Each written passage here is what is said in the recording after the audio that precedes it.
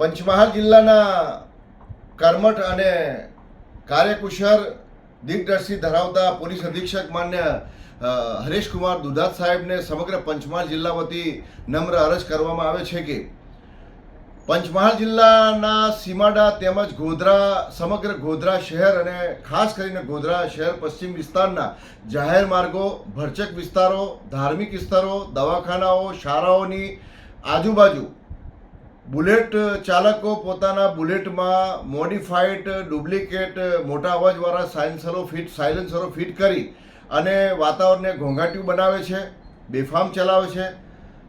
સાથે સાથે જાહેર માર્ગો ઉપર સગીર વયના બાળકો પોતાના બાઇકો લઈ અને પોતાનું અને સામે રાહદારીનું જીવન જોખમમાં મૂકી અને બાઇકો ચલાવતા હોય છે. એવા તમામ લોકો માટે ડ્રાઈવ ચલાવી અને તેઓની સામે કાયદાકીય અને ફોજદારી પગલાં લઈ અને દંડનીય રકમ વસૂલ કરવામાં આવી સમગ્ર જિલ્લાના નાગરિકો વતી આદર સાથે વિનંતી કરવામાં આવે છે.